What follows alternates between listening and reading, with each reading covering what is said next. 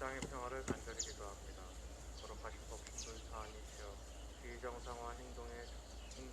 비정상화에 저항하는 평화 행동을 맞아 오늘의 기도와 행동이 소송리와 김천의 평화가 되고 나아가 한반도와 시대의 평화로 이어지길 염원하며 간절한 마음 모아 기도 올리옵소서. 법신분 사안이시여 가장 무용할 입에서 너무도 가볍게 전쟁이라는 단어가 쏟아지고 공정과 정의라는 단어가 그 어느 때보다 의미가 축소되어가는 요즘입니다. 하지만 깊은 어두운 밤 가운데 찬란한 아침의 밝음이 자라나고 한겨울 사풍 속에서 생명의 기운들이 자라나고 있음을 기억하며 오늘도 우리가 만들어낼 평화의 숲을 위해 한 줄기 더 평화의 뿌리를 뻗어냅니다. 정의로운 법신부의 사안이시여 돌아보면 우리가 싸우고 있는 것은 한가스 아들하는 미국의 무기가 아니었습니다. 그것은 70여 년 묵은 분단의 역사이며 수백 년 묵은 제국주의의 역사였습니다. 그리고 생명의 연대를 끊어내어 내 삶의 주인 정신을 빼앗으려는 모든 권력들이었습니다.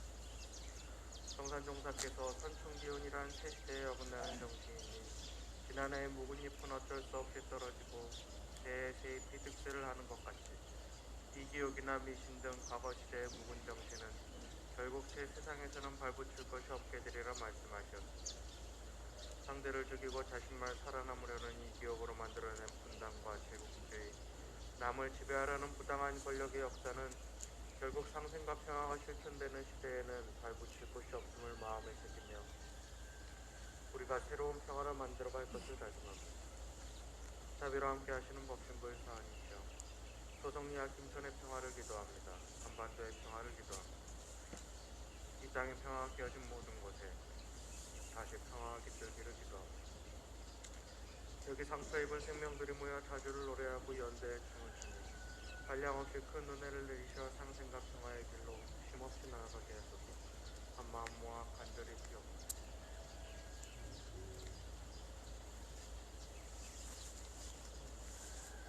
오늘은 현재 어제 노동절날 건설노조 강릉 지부 3지대 지대장님이 현재 윤석열 정부의 건설노조 노조 탄압에 규탄하시며 불신을 하셨습니다. 현재 지독하게 가자고 하고 계신데 빠른 쾌유를 염원하면서 마음속으로 잠시 기도 올리겠습니다.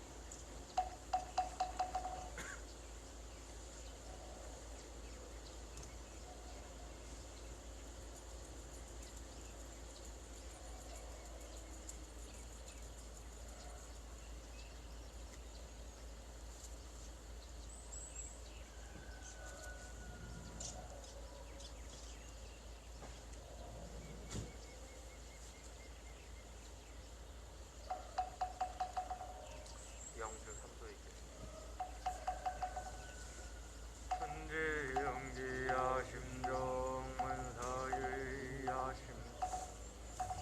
심지와 동일체 하여 천지동심정 천지영지 만사유야 심통 천지와 동일체하여 천지동심정 천지영지야 심정 만사유야 심지와 동일체하여 천지동심정.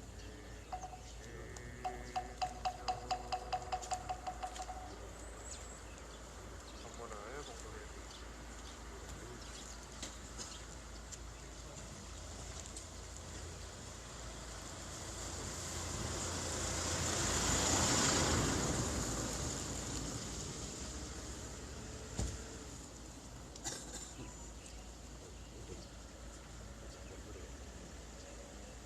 대종사 말씀하시기를 세상에 무서운 죄업 세 가지가 있으니 그 하나는 겉눈치로 저 사람이 죄악을 범하였다 단정하여 남을 모함하는 죄요. 둘은 남의 친절한 사이를 시기하여 이간하는 죄요. 셋은 삿된 기회를 이용하여 순진한 사람을 그를 인도하는 죄라. 이 세 가지 죄를 많이 지은 사람은 눈을 보지 못하는 과부나 말을 못하는 과부나 정신을 잃어버리는 과부 등을 받게 되나니라. 이상은 본문적 대종령 국가법률 7장 말씀입니다.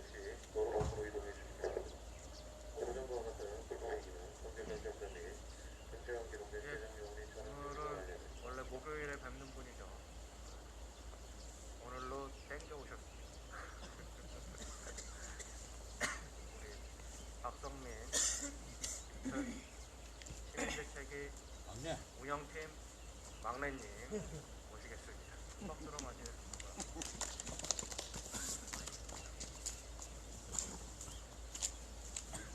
네, 우리 강경호님이 오늘 상태가 별로 안 좋아가지고 땡겼어요.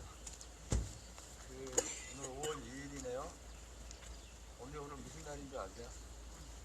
네, 오늘 5월 2일 무슨 날? 뭐냐고요? 무슨 날? 네? 네.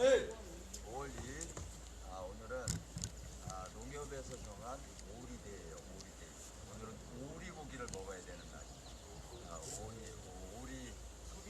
평화를 위해서 농협에서 그리고 오이데이기도 해요. 오이 먹는 날. 근데 아직 오이가 안 나오네. 노지 오이는 아직 안 나오는데. 이거는 뭐 농업진흥청 이런 데서 결정을 했어요. 한 이것저것 결정도 많이 하는데 어제는 무슨 날? 어제는 메이데이 노동절이었어요. 오늘 노동절 얘기를 좀 해볼까 이런 생각.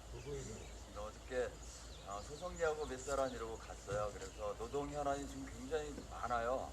윤석열 정부의 반노동 정책 때문에 다 싸워야 되고 이제 일이 많은데 우리는 이제 사드 쫓기 있고 노동 현안 대응도 중요하지만 한반도 평화를 지키기 위한 사드 반대 투쟁도 중요하다. 이런 분명 안 되지만 많은 노동자들한테 대구에서 이제 알리기도 하고 뭐 이런. 근데 집회 중에 제가 생각나는 사람이 하나 있었어요. 2016년에 사드 배치를 사실은 어떤 조약이나 협정이나 문서도 없이 대통령이라고 하는 자가 그냥 기정사실화해서 발표한 게 7월 8일이잖아요. 사드 배치한다고. 그리고 최적재가 여기 성삼 토대라고 이제 배치했는데 그 최적재는 어느 순간 또 이 소송기로 바뀌기도 했어요. 그래서 그때 적어도 이 나라의 주권 그리고 한반도 평화를 위협하는 사드 배치가 그냥 되면 안 된다 이런 요구를 가지고 적어도 그걸 결정할 수 있는 권한을 가지고 있는 국회에서 동의 절차를 밟아라 이러고 이제 저희가 2017년 1월 달에 이제 민주당 농성을 11일 동안 했습니다. 그때 농성장에 아주 수려한 외모를 갖고 있는 교문이 두 분이 왔어요. 아주 젊은 누군지 아세요? 네? 그때 이제 두 분 중에 한 분이 우리 강현욱 교무가 발령받고 농성장으로 맨 처음에 그게 첫 출근이에요? 수리하진 않아요. 네? 첫 출근이에요? 네, 첫 출근을 농성장으로 들어갔어요. 그래서 그때 강현욱 교무랑 이런저런 얘기하는데 우리 교무님이 주로 관심이 노동 문제, 사회 문제 관심이 많더라고요. 그래서 이제 제가 민주노총 일하고 있으니까 이것저것 노동 문제도 물어보고 막 이랬는데 어저께 우리 김선명 교무님 왔다 가셨잖아요. 그래서 한 달에 한 번은 소송이 온다고 부랴부랴 4월 30일 마지막 날 왔다가 어제 통화행동하고 가실 때 물어봤어요. 강현욱 교무를 꼬셔가지고 소송리에다가 주저앉힌 건 교무님 맞죠? 그랬더니 김선명 교무님 그런 적 없다고 얘기하는데 저는 그런 것 같아요.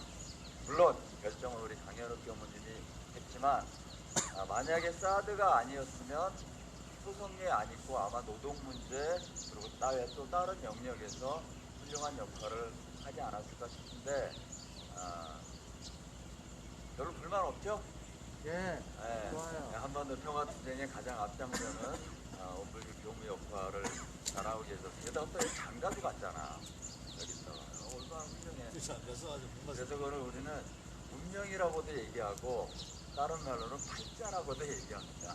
그래서 이 사드 싸움을 소송리 언니들하고 계속 해야 되는 이런 운명을 갖고 있는 거죠. 노동절 얘기해보니까 노동절은 지금부터 137년 전에 1886년에 5월 1일 날 미국 시카고 노동자들이 몇만 명이 이제 요구를 가지고 길거리에 나왔어요. 뭐였냐면 그때 당시에 노동자들이 노동시간이 12시간, 16시간 이랬어요. 근데 주급으로 따지면 5달러, 7달러 밖에 안 되는 그런 돈인데 한 주에 내야 되는 월세가 10달러씩 되고 막 이런 그런 열악한 생활을 하고 있는 노동자들이 노동시간을 줄여달라고 하는 8시간 노동제 쟁취를 가지고 길거리에 이제 나선 거죠. 또 한편 노동자들이 파업하니까 세상을 멈추는 뭐 그냥 그래도 들리시잖아요? 중단할 필요는 없을 것 같고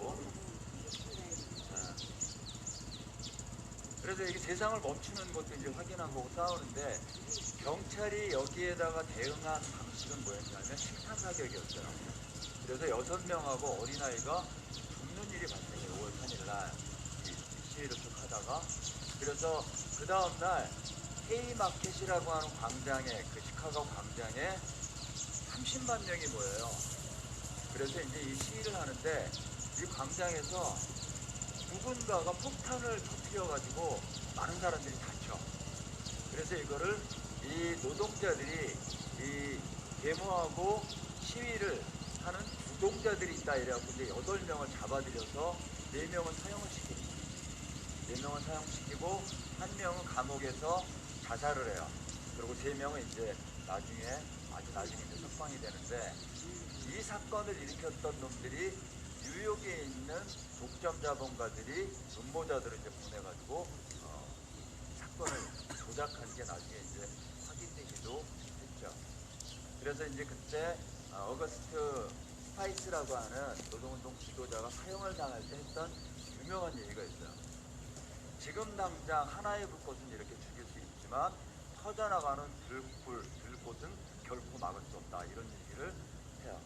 그래서 이제 전 세계 노동운동 지도자들이 4년 후에 모여가지고 이 미국 노동자들의 이 위대한 8시간 노동제 투쟁을 기념하기 위한 날을 결정하고 5월 1일을 전 세계 노동자들이 지키는, 그래서 뭐 생일이라고도 얘기하는데, 생일이라기보다는 사실은 노동자들의 현안 요구를 가지고 시위하고 집회하고 그 다음에 이 요구를 객관화하고 투쟁을 통해서 관철하기도 하고, 이런 싸움을 하는, 그런 투쟁하는 날이 이제 바로 노동절이에요. 이게 이제 어저께였는데, 어저께 민주노총에서 했던 대구 집회 보니까 2개가 이제 걸려있어요. 2개가 걸려있는 게 이제 가 요구가 이제 몇 가지 있는데, 하나는 노조 탄압, 아까 우리 강경훈님 얘기한 대로 감명 연설노동자가 헌신했다는 것도 노동절날 유동한테 표현을 하라. 근데 노조 탄압, 그래서 윤석열 정권 퇴진, 이거를 걸고 있고, 그 다음에 또 하나는 최저임금 인상. 이제 우리나라 임금이 기준이 최저임금이 되어버렸어요. 최저임금이 사회 초년생들이 회사에 입사할 때 들어가는 기준이 돼서 최저임금을 인상하는 건 대단히 중요한 노동자들의 처우와 조건을 개선하는 싸움이 이제 됐고, 또 하나는 노동시간 문제가 지금 불거져 있잖아요. 노동시간 문제와 관련된 요구, 단축 요구, 그리고 또 하나는 모든 노동자가 노조할 권리, 노조를 통해서 자신들의 권리를 지킬 수 있도록 하는 요구를 주요 요구로 이제 걸고 그렇게 이제 싸우는 거를 확인했습니다. 민주노총의 공식 문서에는 퇴진 결정을 한 건 없어요. 그러니까 이번에 미일 정상회담, 한미 정상회담에 대한 성명도 보니까 규탄, 심판, 그러니까 우리나라 모든 단체들이 이번에 굴욕적인 한미 정상회담에 대한 결과를 가지고 심판하고 규탄하고 다 이렇게 이제 썼고, 아예 성명을 안 낸 데도 있고 이런데, 유일하게 제가 지금까지 본 유일한 성명에 퇴진하라 이거를 본 건 삼통사가 유일하게 퇴진을 걸었더라고요, 보니까. 그러니까 지난번 한일 강제징용 문제에 이어서, 그러니까 이제 사회적으로는 지금 이런 반노동, 반평화, 반통일 이런 요구 때문에, 그런 정책 때문에 이제 윤석열 퇴진 구호를 걸고 이제 지금 싸움으로 가고 있는 그런 시기를 맞고 있지 않나, 이런 생각이. 이런 이제 노동절이 우리나라는 어떻게 이제 진행됐을까? 네? 궁금하시죠? 이게 이제 전 세계에서 그렇게 세계 노동절을 지키는데, 우리나라는 1919년에 3.1 민족해방운동 이후에 일제가 통치 방식을 좀 완화시켜서 헌병을 통해서 탄압만 하는 게 아니라 조금 문화 통치로 바뀌어요. 그리고 난 다음에 노동조직, 농민조직 이런 것들이 생겨서 그때 만들어진 노동연맹회가 1923년에 처음 노동절 한 2,000명 모여서 집회를 하면서 노동절 대회를 시작해요. 그래서 그때 이제 걸었던 요구가 노동시간 단축, 그 다음에 실업방지, 그 다음에 임금 인상 요구, 이런 이제 3가지 요구를 걸고 싸우는데, 일제 탄압에도 불구하고 이걸 쭉 지켜서 와요. 쭉 지켜서 오는데, 해방되고 난 다음에 노동조직이 하나 생겨요. 전평이라고 하는, 조선노동조합 평의회라고 하는 조직이 생기는데, 저는 이 전평 조직을 보면 너무 놀라운 거예요. 그 숨도 못 쉬게 일제가 탄압하는 그런 혹독한 일제 지배를 받고 해방이 8월 15일 날 되잖아요. 근데 11월 5일, 6일 이틀 동안 전평 대의원대를 해서 불과 80일 만에 전국 조직, 만들어내요. 전평이. 그러니까 그건 다시 얘기하면 일제 탄압에도 불구하고 각 현장에 민족해방 노동자들의 문제를 해결하기 위한 노동조직들이 쭉 있었던 걸 의미하는 거죠. 이게 이제 해방되고 공간이 열리니까 80일 만에 전국조직을 만드는 거예요. 참 대단하죠, 우리 할아버지 할머니들이. 민주노총만 해도 87년에 노동자 대투쟁을 거치고 민주노총으로 가는데 8년이 걸렸어요. 너무 놀랍지 않아요? 80일 만에 전국조직을 만드는데 87년만 해도 전화도 있어, 교통수단도 있어 막 이런데 45년만 해도 전화가 제대로 있어, 무슨 뭐 기차 뺏기 교통수단이 없고 막 이럴 때인데 그 조직을 만들어서 전평이 해방 후에 가장 그 사회 영향력이 크게 갖고 있던 조직이에요. 그 영향력을 갖고 있던 건 노동자의 요구를 가지고도 싸우지만 또 하나는 해당 시기에 사회의 큰 요구를 가지고 싸우기 때문에 가장 큰 영향력을 갖게 된 거죠. 즉 조국 통일, 그 다음에 민중들이 가장 요구했던 쌀 요구. 그래서 46년 대구 민중항쟁 싸울 때 전평의 요구의 맨 위에 뭐냐면 쌀을 달라예요.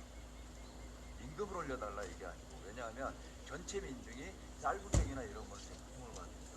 그런 사회 현안에 앞장설 때 사실은 노동운동이 지지받는다, 이런 걸 다시 한번 확인할 수 있습니다. 그래서 민주노총이 현안 가지고도 싸우지만 사드 반대 투쟁 열심히 해야 돼요. 그래 지지받는.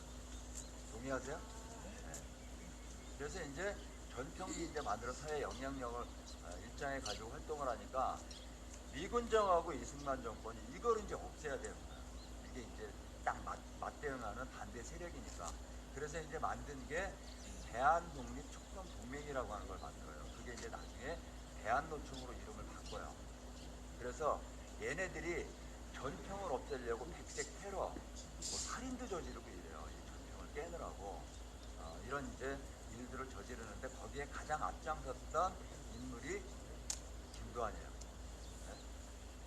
유명한 사례들. 철도에서 파업할 때 용산 공작창에서 노동자들이 파업하는데 밖에다 정말 휘발유, 석유 뿌리고 불 지른다고 하고 기관총 걸고 주동자 나와 이래서 이제 한 13인데 5부터 주동자를 끌어내고 이래서 이거에 이 김두한이에요. 그래서 우리 드라마 보면 야인시대, 장군의 아들, 완전히 생 가짜야. 네? 아주 너무 웃기게 만든 드라마고 영화고 이런 거예요. 장군의 아들이 조폭인데 뭐 그냥 깡패야 깡패. 근데 걔가 54년에 대한노총 지도위원 중에 한 명이기도 해요. 깡패했던 놈이. 어떻든 그 대한노총이 완전히 이제 이승만의 친위부대 역할을 하죠. 이건 노동조직도 아니 정치조직이었던 게. 근데 이제 57년에 이승만이 전 세계 우리나라 같이 착한 노동자들이 세계 빨갱이들 노동자들하고 노동자를 같이 하면 안 된다 이래서 날짜를 바꿔요. 그게 언제냐 하면 3월 10일 대한노총, 대한촉성동맹이 만들어진 날이에요. 그래서 3월 10일로 바뀌어요. 그때 그 날짜를 언제로 할 거냐에 뭐 여러 가지 논의가 있었다고 하는데 3월 26일부터 떠올랐대요. 3월 26일은 이승만 생일이에요. 이승만 생일날 할까 말까 하다가 이제 대한노총 만든 날로 이제 한 거고, 박정희가 되고 난 다음에 이 노동절 도체 이름까지 바꿔요. 63년에 뭘로? 근로자의 날로. 근로자의 날은 어떤 의미가 있는 거냐면 일본 황실을 지키는데 일본 황실을 지키는 군인들을 황군이라 그랬어요. 그리고 여기에서 일하는 노동자들을 황근이라 그랬어요. 근로하는 일본 황실을 지키는 근로자들, 이런 뜻으로 노동하는 사람이에요. 그래서 근로자란 단어는 여기서 온 거예요. 근자를 바꿔서 근로자. 일본 황실을 지키는, 시키면 시키는 대로 노예처럼 일하는 사람들이라고 하는 뜻에서 만들어진 게 근로자라는 단어예요. 따라서 근로자란 단어는 뭐예요? 일제 잔재예요. 그래서 한국신민이죠. 한국신민. 네? 그래서 한국신민은 일본 천황한테 다 충성을 다하는 백성들이라는 뜻이잖아요. 여기서 가져온 게 뭐예요? 국민이에요, 국민. 그래서 우리 이제 전교조 선생님도 하셨던 박영환 선생님도 계신데 국민학교, 이거는 일제잔재다 이래서 이름 좀 바뀌었죠. 뭘로? 초등학교로 바뀌었잖아요. 이게 다 그런 역사적인 이유가 있어요. 그래서 국민이란 단어도 사실은 좀 안 맞는 단어인데 가장 정확한 단어는 뭐예요? 인민대중 이렇게 부르는 게 맞는데 그 얘기 있으면 또 빨갱이라 그래요 우리는. 왜냐하면 북에서 인민대중이라고 표현하니까 웃기는 단어야. 동무 얼마나 멋있는 단어야. 예? 동무 아주 아름다운 단어 아니에요? 근데 동무라 그러면 안 돼. 예? 어이 동무 이러면 안 돼요. 예? 저희랑 똑같이 하여튼 그런 분단이 우리를 옥죄고 있는 게 삶도 옥죄지만 단어까지 옥죄고 이러고 있는 거예요. 아무튼 그래서 이제 우리나라가 3월 10일 근로자의 날로 됐다가 87년 노동자 대투쟁이 있고 지금 민주노총이 만들어지기 전에 새로 만들어진 노동조합들이 89년에 노동제로 되찾는 싸움을 시작해요. 그래서 이게 5월 1일로 96년 이제 바뀌어요. 날짜가 바뀌는데 여전히 달력 밑에 한번 보세요. 5월 1일 날 뭐라고 써있냐면 근로자의 날 이렇게 돼 있어요. 바꿔야 돼요. 노동자가 이 역사를 바꾸고 미래로 전진하는 힘을 가지고 있는 역사의 주체라고 하는 의미인 노동자로 바꿔야 되는 단어를. 이런 이제 싸움들도 여전히 남아있는 이런 노동절을 어저께 134회 마쳤습니다. 여러 가지 현안 중에 노동시간 관련된 건 좀 최근에 쟁점돼서 조금 더 소개를 좀 드릴게요. ILO라고 하는 조직이 있어요. 국제노동기구라고 하는 조직이 전 세계 노동자들이 자신들의 권리를 확보하고 세계 평화에도 기여하고 그 삶이 안정화돼야 된다 이래서 만들어진 1919년 늦가을에 만들어진 국제노동기구라고 하는 ILO 총회를 이제 1919년에 이제 만들어요. 그래서 ILO 총회에서 첫 번째로 ILO에 가입해 있는 전 세계 노동자들이 반드시 지켜야 되는 협약 1호가 뭐냐면 하루 8시간 노동. 이게 1호예요. 그리고 1944년에 5월 10일 날 필라델피아에서 유명한 선언을 해요. ILO가. 여기에 나온 가장 유명한 단어가 노동은 상품이 아니다. 노동은 팔고 사는 게 아니다. 인류 역사를 진보의 방향으로 만들어왔던 그리고 인류가 현재를 있게 한 노동이 중요함을 확인시켜주는 그런 선언을 이제 하죠. 근데 우리나라는 지금 어때요? 어떤 거를 가지고 싸워야 되냐 하면 비정규 노동자들은 비정규직은 쓰다 버리는 쓰레기통에 버리는 쓰레기가 아니다. 이런 싸움을 해야 돼요. 그러니까 이게 벌써 몇십 년 반세기가 지난 그런 세계적인 결정이 있음에도 불구하고 여전히 한국의 노동자들의 삶이라고 하는 건 정부의 정책에 따라서 그리고 자본의 요구에 따라서 이게 제대로 된 대접을 못 받는 노동이 존중받지 못하는 그런 처지에서 지금 싸우고 있는 거죠. 생각해 보세요. 우리나라 세계 경제력이 지금 세계 10위예요. 이제 못 사는 나라도 아니야. 돈이 없는 나라도 아니에요. 그죠? 그리고 세계 수출 6위, 7위예요. 이 정도의 경제력과 규모를 갖고 있는 나라 중에 우리나라처럼 노동의 권리, 노동을 존중하지 않는 나라는 찾아보기 어렵고 우리나라처럼 장애인의 권리, 사회적 약자의 권리를 보장하지 않고 지키지 않는 나라는 찾아보기 어려워요. 이게 다 어디서부터 오는 걸까? 여러 가지 원인이 있겠지만 저는 일제 때 친일하면서 권력에 빌붙었던 일제잔재가 청산 안 되고 분단의 기생에서 이 권력을 유지하고 거기에서 기득권을 누리고 있는 이 세력들의 지배 권력 때문에 권력이라고 하는 거에 줄임말은 앞에 정치가 있는 거예요. 정치 권력. 자신들의 이익을 확보하기 위해서 국가의 모든 행정력을 동원할 수 있는 걸 이거를 권력이라고 얘기하는 거고 정치 권력을 의미해요.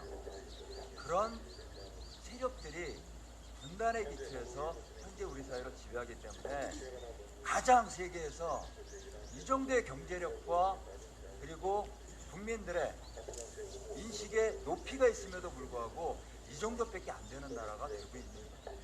그래 노동자들이 싸우는 거예요. 법에도 노태우 때 우리나라는 53년에 노동법을 만들 때 한국전쟁 와중에 만들 때도 48시간 노동제를 이미 법에 규정했어요. 그거를 노태우 때 44시간제로 바꿨어요. 그리고 노무현 때 40시간으로 바꿨거든요.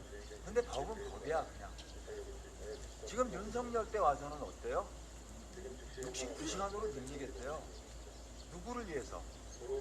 자본의 이익을 더 확보하는 거에 혈안이 되어 있는 이런 신자유주의에 더 매달려서 가려고 하는 이런 요구 때문에 그런 거예요. 노동자들은 그래서 ILO에서 결정한 8시간 노동 그리고 거기서 결정한 많은 협약 이게 우리나라가 91년 가입한데도 불구하고 안 지켜요.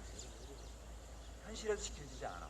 그래서 법 따로 현실 따로 라고 하는 얘기를 하고 있는 거고 그 싸움을 노동자들이 지금 하고 있는 겁니다.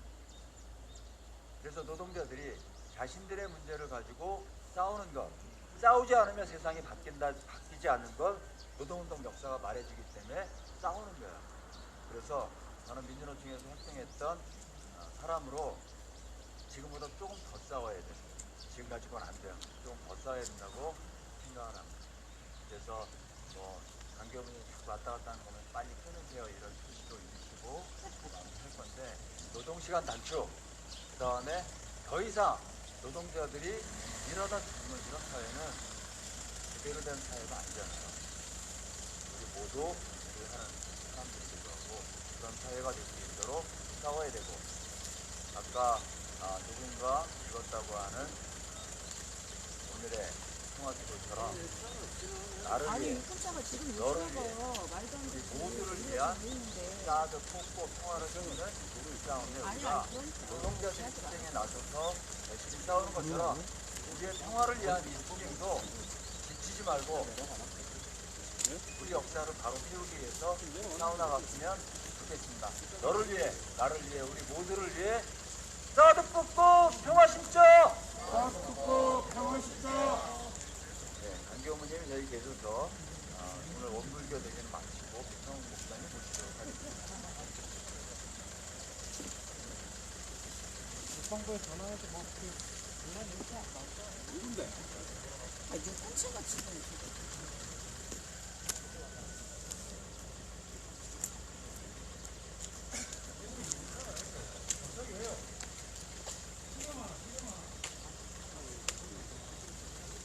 네, 안녕하세요. 성서 말씀 읽겠습니다. 마태복음 22장입니다. 그들 가운데 율법교사 하나가 예수를 시험하여 물었다. 선생님, 율법 가운데 어느 계명이 중요합니까? 예수께서 그에게 말씀하셨다. 내 마음을 다하고 내 목숨을 다하고 내 뜻을 다하여 주 너의 하나님을 사랑하여라 하였으니 이것이 가장 중요하고 으뜸 가는 계명이다. 둘째 계명도 이것과 같은데 내 이웃을 내 몸과 같이 사랑하여라 한 것이다. 이 두 계명에 온 율법과 예언서의 본뜻이 달려 있다.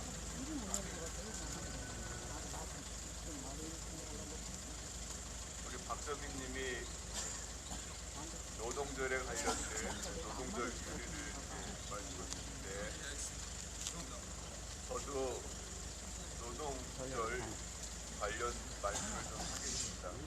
그 5월 1일이 노동절이 된 게 이제 미국의 노동자들이 1866년 5월 1일 이렇게 수십만의 노동자들이 이제 총파업을 벌인 날이 기원이 됐거든요. 미국의 노동 역사가 어떻게 됐는지 이제 제가 그게 좀 알고 싶어서 이제 책을 하나 읽었어요. 뭐냐면 알려지지 않은 미국 노동운동 이야기라는 책입니다. 알려지지 않은 미국 노동운동 이야기라는 책을 이제 읽으면서 미국의 노동자들이 어떻게 자기네들의 권리를 찾고 그 권리를 유지하기 위해서 투쟁해 왔는가 그거를 이제 제가 잘 알게 됐어요. 와, 정말 아주 엄청난 그 희생과 피해 대가를 치렀어요. 아까 그 억울하게 누명 써갖고 막 그 사형당한 노동 지도자도 있다고 그랬잖아요. 뭐 그런 식의 굉장히 많은 희생을 치렀는데 그때 노동자들이 주장한 것들의 대표적인 게 뭐냐면 8시간 노동, 8시간을 우리가 노동하게 된다. 지금은 우리가 8시간 노동하는 게 아주 정상이고 지극히 당연한 거고, 이 8시간 노동을 깨면 이거 아주 안 되는 일이잖아요. 근데 이게 저절로 된 게 아니었다는 거예요. 미국의 노동자들이 애초에 우리가 이렇게 장시간 노동을 하는 우리가 이게 기계가 아니다. 우리가 8시간 노동을 하게 해달라고 이제 투쟁한 거예요. 그러면 이렇게 요구하면 아 그래 당신들 말이 맞아. 그렇게 하도록 합시다 하고 권력이나 자본가가 그렇게 했겠어요? 절대 그럴 리가 없죠. 예. 처음에는 이렇게 노동자가 이런 요구를 하면 주장을 하면 처음엔 때려잡습니다. 때려잡고 막 백색 테러하고 감옥에 보내고 막 이런 그 탄압과 학대를 뚫고 계속 줄기차게 투쟁한 그 대가 결과 열매가 8시간 노동제인 거예요. 세상에 저절로 주어지는 게 없더라고요. 근데 제가 그 책을 읽으면서 야 정말 그 너무나 감탄스러운 감동이 가는 그 글귀들이 있는데 그거를 제가 좀 적어왔어요. 이 내용이 지금 사드 투쟁하는 우리 입장이랑 너무나 닮았더라고요. 한번 들어보세요. 어차피 죽어야 한다면, 그때 노동자들이 투쟁하는 게 이게 목숨 걸고 하는 거였어요. 예. 어차피 죽어야 한다면 국가 폭력에 죽거나 무능한 국가의 무책임함에 대책 없이 죽기보다는 우리 스스로 살 길을 찾기 위하여 사악한 국가와 싸우다 죽는 것이 훨씬 고귀하다.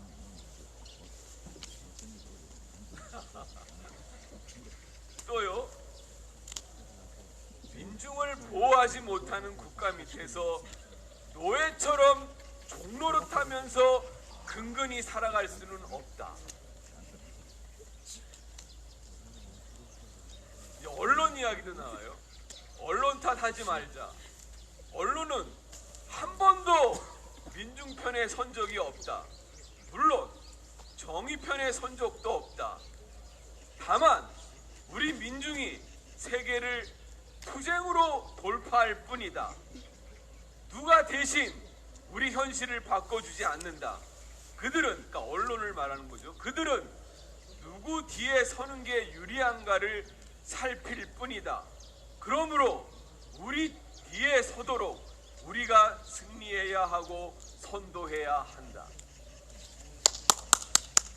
이게 언론만의 얘기겠어요? 이게 언론만의 얘기겠어요?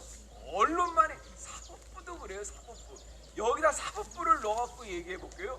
사법부 탓하지 말자. 사법부는 한 번도 민중 편에 선 적이 없다.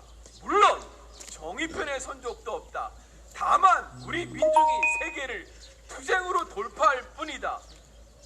사법부는 누구 뒤에 서는 게 유리한가를 살필 뿐이다. 그러므로 우리 뒤에 서도록 우리가 승리해야 하고 선포해야 한다. 맞습니다. 아니 미국 노동자들이 투쟁하는 가운데서 이렇게 뽑아낸 이제 그들의 생생한 삶의 교훈인데 이게 지금 우리한테는 너무나 딱딱 들어맞지 않습니까? 예? 아, 또 이런 말도 있어요. 실업자들이 실업자들이 많이 있잖아요. 그 실업자들은 처음에 이제 내가 무능해서, 내가 능력이 모자라서 이렇게 이제 직업을 잃고 빌빌거리고 있구나 하는 이제 자괴감에 빠져 있는 게 이제 보통 정서거든요, 실업자들이. 그런데 사실 그것도 더 캐고 들어가면은 이게 다 이제 시스템의 문제고 자본의 문제거든요. 이런 말을 합니다. 굶주리지 말자, 투쟁하자고 외쳤다. 더 이상 집에 앉아있을 필요가 없다. 실업자들은 개인의 부끄러움으로 생각하던 각자의 처지를 박차고 나왔다.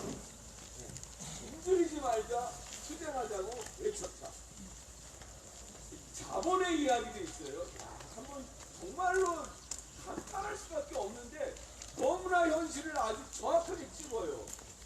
법이 보장한 권리라도 강력히 싸우지 않으면 누리지 못한다는 사실을 노동자들은 깨닫고 있었다. 그렇죠? 고용주들은, 자본은 사회는 지키지 않아도 된다는 사고방식을 가지고 있기 때문이다. 고용주들은 노동조합이 법을 지키라고 강력히 요구하여 어쩔 수 없이 법에 따를 수밖에 없는 상황에 처하기 전까지는 법을 지키지 않는 데 익숙해 있기 때문이다. 다시 제 말로 설명할게요. 법이 있어요. 노동자의 권리를 보호하는 법이 있는데 이 법이 있다고 해서 자본이 알아서 이 법을 지키는 게 아니라는 말이에요. 그럼 어떻게 지키냐? 노동자들이 자본에게 노동자들을 보호하는 이 노동자 권리를 지켜주는 법을 지키라고 강력히 요구해야만 마지못해서 자본도 그 법을 지키게 된다는 거예요. 그렇지 않으면 그들은 법은 있으나 마나 안 지켜도 돼 하는 이런 그 타성에 젖어 있기 때문에 그들의 법을 지키도록 강력히 요구하고 촉구하고 투쟁해야 된다는 얘기예요.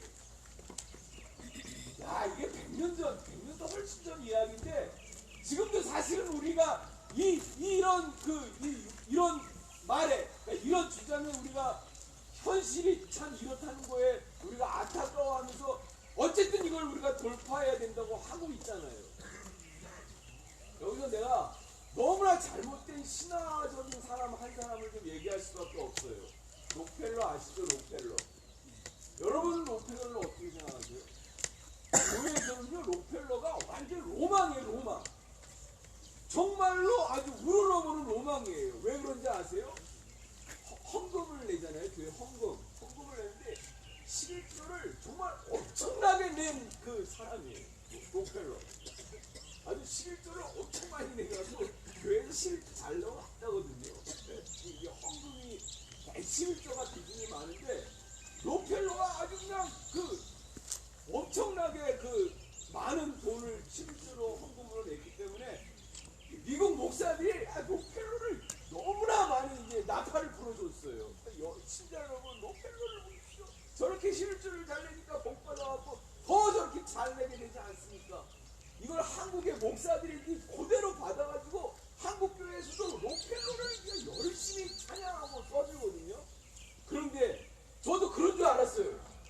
록펠러가 복 받아서 이렇게 하나님께 복 받아서 헌금 잘 내고 11조도 나날이 늘어가는 줄 알았는데 이 알려지지 않은 미국 노동 이야기, 미국 노동운동 이야기 보니까 이거 아주 악마예요, 악마. 뭐 어떻게 악마인 줄 아세요? 이 자본의 대표 아니에요, 자본가의 대표인데 노동운동 지도자들을 납치해서 테러하고 살해하고 백색 테러하고 노동운동하는 게 자본의 몫을 빼앗지 못하도록 철저하게 노동을 탄압해갖고 얻은 열매를 헌금으로 바친 거예요. 악마야, 악마. 아셨어요? 이런 잘못된 신화에 빠진 인간이 대표적으로 록펠러더라고요. 록펠러 말고도 이제 그 제일 권력이라는 책을 보면 아주 미국의 그 유명한 자본가들이 다 이제 그런 식으로 이제 노동을 탄압해갖고 얻은 부로 이렇게 유명해졌는데 하여튼 그렇더라고요, 록펠러가. 그러니까 우리가 사실 좀 잘 분별해야 합니다. 워낙 잘 분별해가지고 여러분이 워낙 잘 분별해서 별로 상관이 없는데 여러분 이 말들이 지금 빠져 철거 투쟁하는 우리한테도 너무나 딱딱 맞아요. 네? 한번 볼까요? 우리가 지금 국가폭력에 눌려 있잖아요. 그렇지만 우리가 국가폭력에 눌려 있지만, 네? 그래서 거기서 이렇게 학대받고 있는데 이 무능한 국가의 무책임함에 대하여 우리가 이렇게 눌려 있기보다는 우리 스스로 이 사악한 국가와 싸우다가 어떻게 되더라도 하여튼 싸우면서 가는 게 우리한테는 가장 최선이 아닙니까? 맞습니다. 네, 다른 길이 있다면 저도 그 다른 길을 가고 싶지만 이렇게 정말 사악하기도 하고 무책임하기도 하고 저는 정말 윤석열이를 보면은 정말 윤석열이도 밉지만 그런 새끼를 배출해낸 한국의 검사 집단도 싫고 또 그런 검사 집단이 있게 하니 한국의 이 사법 시스템도 싫고 하여튼 이 나라가 그냥 싫더라고. 어디 저런 새끼가 대통령이 되게끔 이렇게 이 나라 시스템이 이렇게 허술한가. 그리고 저런 새끼를 대통령 후보로 낸 그 또 이 나라의 이 정당 시스템은 왜 이렇게 또 저 거지 같은가. 아주 정말 모든 게 싫더라고요. 예?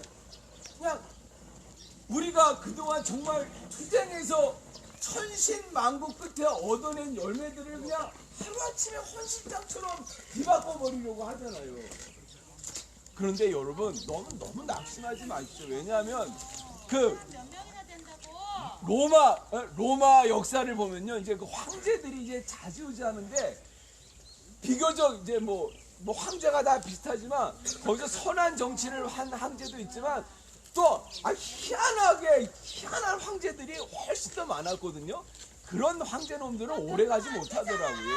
다 금방 뒤바뀌어져 가지고 결국은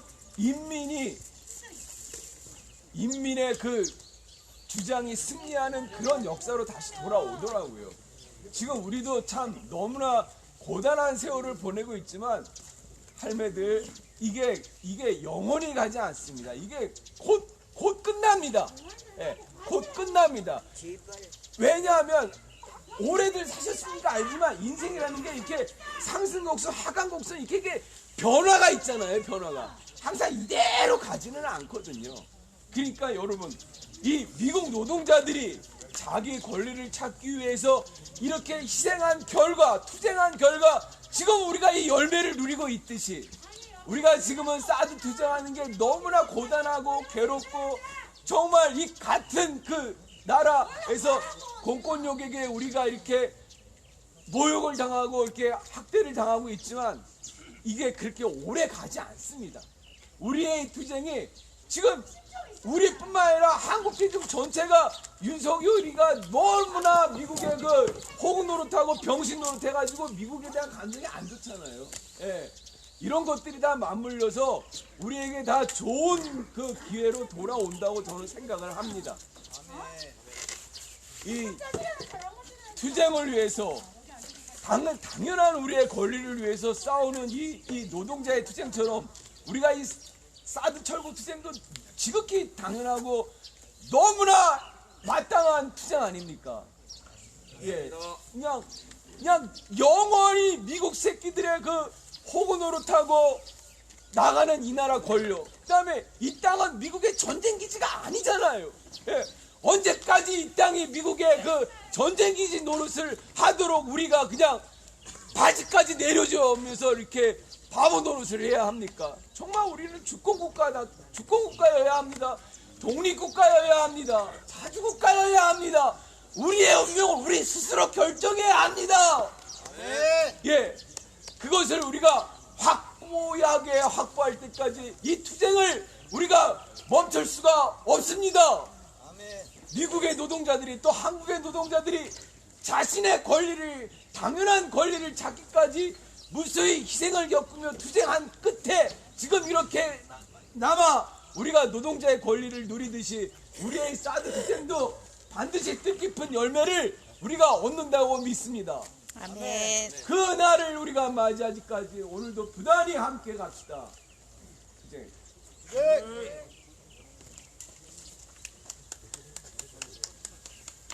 우리가 주인입니다. 우리가 맨 앞에 서 있을 뿐입니다. 우리 많은 국민들이 우리와 함께하지 않지만 우리를 응원하고 있음을 우리가 알고 있습니다. 그 힘으로 우리가 7년째 싸우고 있습니다. 우리가 주인입니다. 함께 외치겠습니다. 우리가 주인이다! 우리가 주인이다! 사드 빼라! 사드 빼라! 미군 나가라! 미군 나가라! 사드 갖고 나가라! 사드 갖고 나가라! 우리가 주인이다! 우리가 주인이다! 소송리는 주민의 땅이다! 소송리는 주민의 땅이다! 소송리는 주민의 땅이다! 소송리는 주민의 땅이다!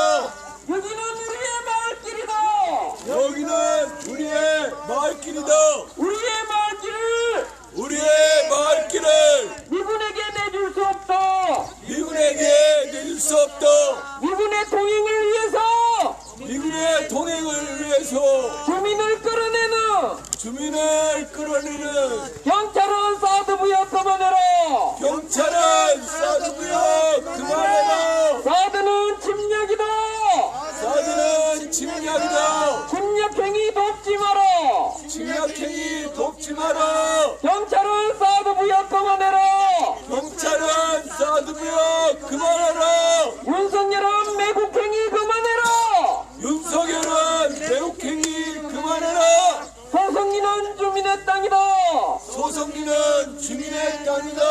소성리의 사드가 웬 말이냐. 소성리의 사드가 웬 말이냐. 소성리의 미군이 웬 말이냐. 소성리의 미군이 웬 말이냐. 사드 뽑고 미군 몰아낼 때까지 사드 뽑고 미군 몰아낼 때까지 포기하지 않는다. 포기하지 않는다. 끝까지 싸운다. 끝까지 싸운다. 사드 뽑고 평화 심자. 사드 뽑고 평화 심자. 소성리는 주민의 땅이다. 소성리는 주민의 땅이다. 우리가 주인이다. 우리가 주인이다. 사드 뽑고 평화 심자. 사드 뽑고 평화 심자.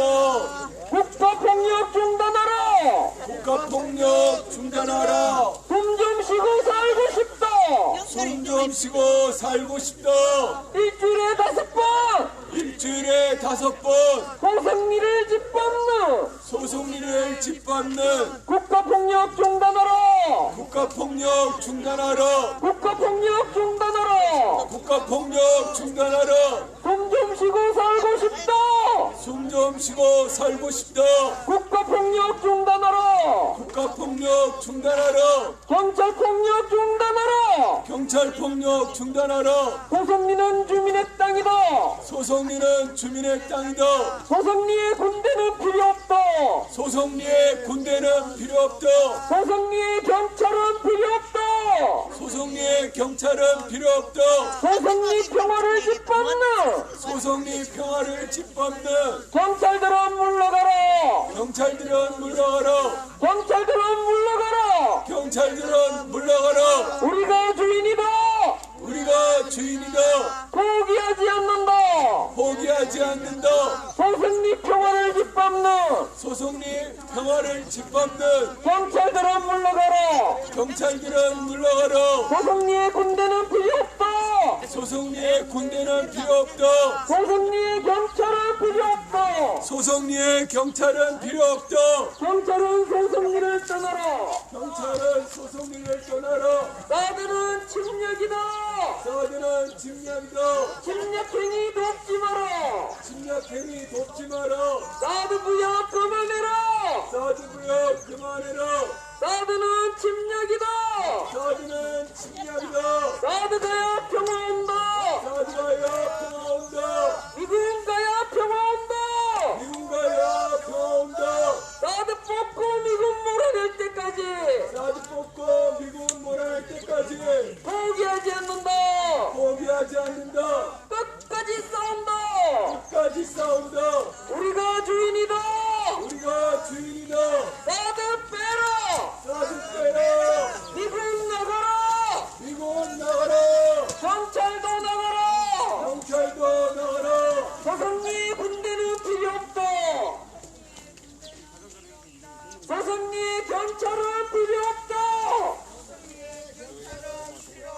소성리 평화를 짓밟는 소성리 평화를 짓밟는 경찰들은 물러가라. 경찰들은 물러가라. 일주일에 5번 일주일에 5번 소성리를 짓밟는 소성리를 짓밟는 국가폭력 중단하라. 국가폭력 중단하라. 사드는 침략이다. 사드는 침략이다. 침략행위 돕지 마라. 침략행위 돕지 마라. 협력업체 돌아가라. 협력업체 돌아가라. 사드부여 그만해라. 사드부여 그만해라. 사드부여 그만해라. 사드부여 그만해라. 침략행위 돕지 마라. 침략행위 돕지 마라. 사드부여 그만해라. 사드는 돕지 마라. 사드 부여 그만해라. 사드 부여 그만해라. 협력업체 돌아가라. 협력업체 돌아와라. 협력업체 돌아가라. 협력업체 돌아와라. 사드는 침략이다. 사드는 침략이다. 협력행위 돕지 마라. 침략행위 돕지 마라. 협력행위 돕지 마라. 침략행위 돕지 마라. 사드 부여 그만해라. 사드 부여 그만해라. 협력업체 돌아가라. 협력업체 돌아와라. 사드는 침략이다. 사드는 침략이다.